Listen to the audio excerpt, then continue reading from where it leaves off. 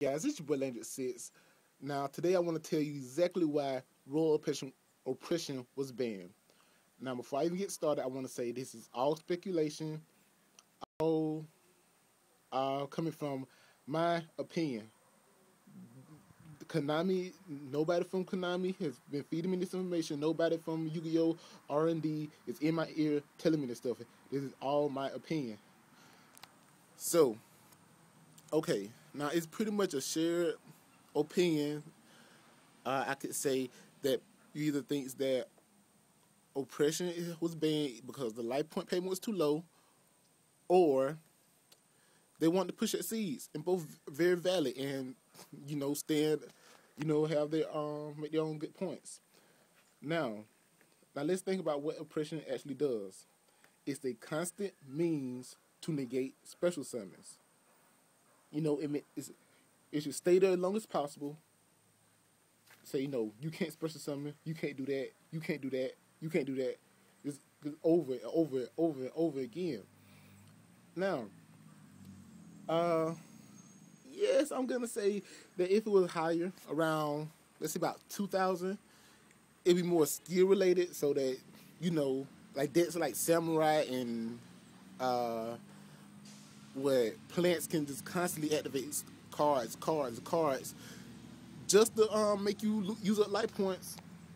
So what? Your warning's dead. You can't even activate anything else. You can't even activate oppression. Now you can't drop gores. So I mean, it can be more skill related in that sense.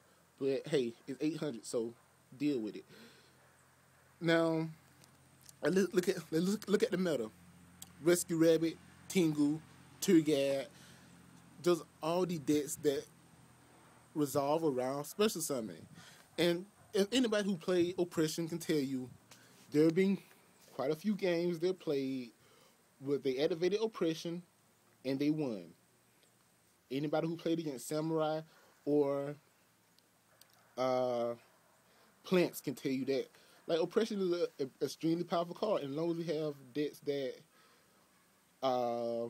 like Rabbit, Tour Guide, and all the other things that need special summons just to go off, just to do things, Oppression gonna rape them. And I really feel like Konami did not want a card that has a constant means of negating special summons. I mean, they haven't been releasing any good tributes. I was waiting for you to name one, but yeah, they haven't. So, I mean, the best ones are what? Monarchs? Yeah. When was the last time you tributed for a monster that wasn't a Monarch? See, you can't do it. So, uh, oppression being there, negating special, and just look at plants. Like, okay, you can set a debris for a turn. You can summon Thunder King Ryo.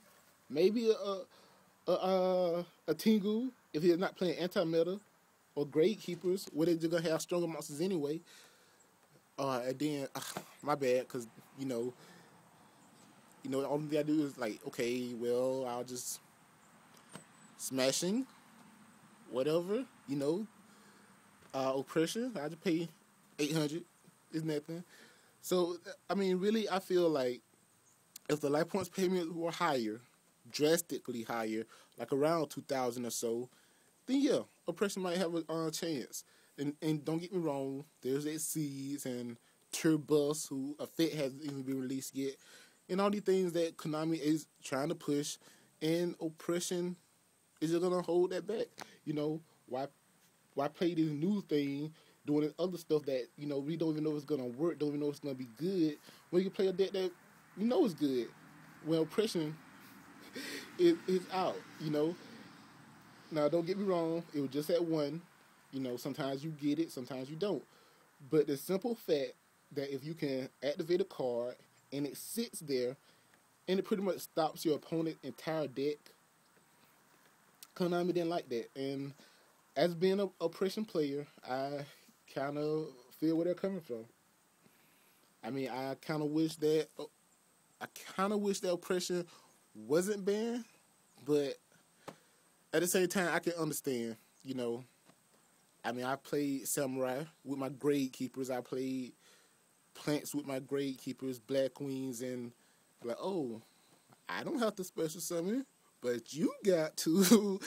So, I mean, I can understand all that. So actually, just thinking about the current format and just what cards are beginning released, I don't even see Oppression coming back next ban list or anytime soon. I don't actually know if Oppression will ever come back. How things are looking right now. But I will say, but yeah, I guess that's about it. I mean, Oppression was banned simply because it's a constant means to negate special summons. It's a continuous trap. It sits there, and you know, if you can use it mid game to late game, you're if you're playing against the right deck, your opponent won't even have any outs.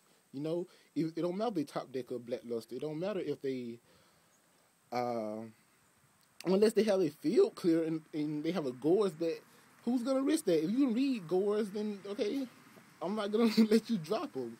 You know, so there are little things like that that really, I don't even know the word for it.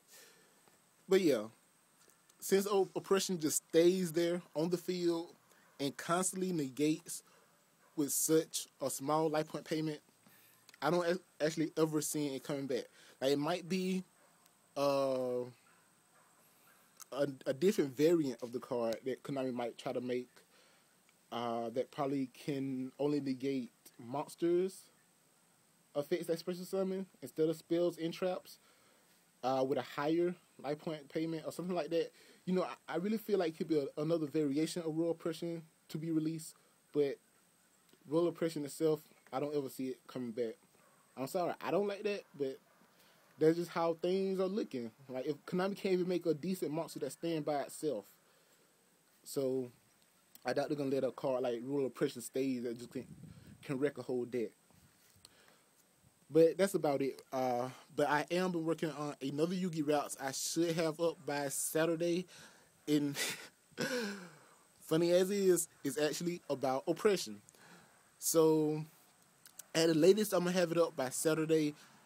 I'm gonna try to get it as soon as possible. If I know it can't pan out the way I want it to on Saturday, then I'm just gonna put it out before. So if you oh yeah, please comment down below, why do you guys think that Oppression was actually banned? Now, if you feel differently from what I just said, please let me know. You know, you might change my point of view and all that kind of stuff. So until next time, guys, peace.